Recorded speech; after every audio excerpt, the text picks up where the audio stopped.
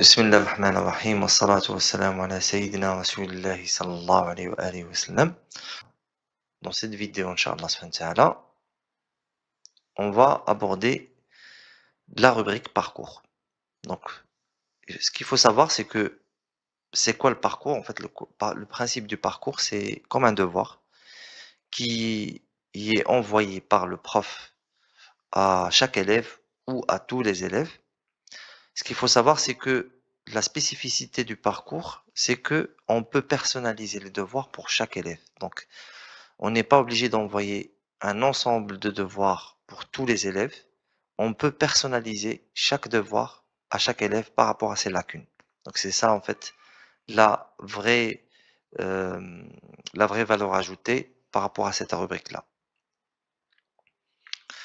Donc là, on clique sur le parcours. Donc, la première chose qu'on va voir, c'est comment créer un parcours. Donc, pour créer un parcours, il faut juste cliquer sur la partie Créer parcours. Donc là, on a cette fenêtre-là. On écrit le nom du parcours. Soi-disant, là, on veut envoyer un parcours pour toute la classe suite à une séance qui a été faite aujourd'hui. Donc, soi-disant, c'est la séance 14 ou la séance. Donc, on met séance test 15, on va dire. Donc là, on choisit notre début, le début du parcours, donc c'est aujourd'hui, et une date limite. Ça veut dire qu'on crée une date limite où l'élève pourra en fait réaliser ce parcours-là. S'il dépasse cette date-là, bah, il ne pourra pas y accéder et on va enregistrer en fait son évolution et sa progression par rapport à ce qu'il a été réalisé sur ce parcours. Donc là, normalement, ils ont la séance, on va dire 16 le 12. Donc là, on met une date limite du 11. Ça veut dire qu'il doit terminer avant le 12. Voilà. Et là, on va choisir nos cours. Donc, vu qu'ils ont vu la séance 15, toute la classe, on va cliquer sur cours. Là, il faut faire attention pour choisir le bon niveau. Donc, si on a le niveau 1, on va aller à la séance 15 et on va cocher les trois composantes de la séance 15. Donc, Ta'bir, Al-Qira'a, Al-Qiyam. Et on va descendre en bas et on met valider. Voilà. Donc là, on a nos cours. Et là, on va choisir nos destinataires.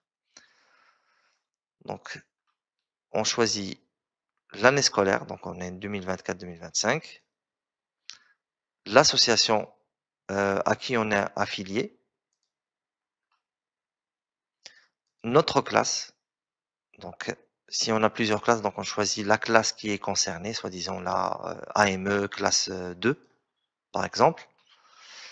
Donc, il faut savoir que chaque prof, il aura en fait ses classes affiliées. Il n'aura pas un visuel de toutes les classes de l'école AME, mais il aura juste ce qui lui a été affilié comme classe. Donc, on met rechercher pour avoir la liste des élèves. Donc, vu qu'on va envoyer à toute la classe, on va cliquer sur sélectionner l'ensemble et on met valider. Voilà. Et donc là, on a nos cours, nos destinataires, la date limite et le nom de la séance. On valide et c'est parti. Voilà. Donc c'est la séance 15, test. Donc c'est celle-là. Elle est partie aux 3 élèves et on a la date limite dessus. Voilà. Donc ça, c'est par rapport à la création du parcours. Donc les 3 sous-rubriques qu'on voit ici. Donc le brouillon, on peut ne pas envoyer en fait le parcours et le mettre comme brouillon en attendant de être certain des cours ou des destinataires à qui on va envoyer. La partie historique, c'est les cours qui sont achevés, les parcours qui ont été achevés, qui ont été envoyés et arrivés à la date limite de réalisation. Donc là, en cliquant dessus, soi-disant, si on part sur celui-là, donc je prends l'exemple. Là, on va voir en fait le bilan de réalisation de chaque élève. Là, on a un seul élève, donc c'est un profil de test. Donc, bilan de réalisation, on clique dessus et on a qu'il a fait sur les trois composantes, donc 2L, 2V, 2E, on voit le pourcentage de réalisation.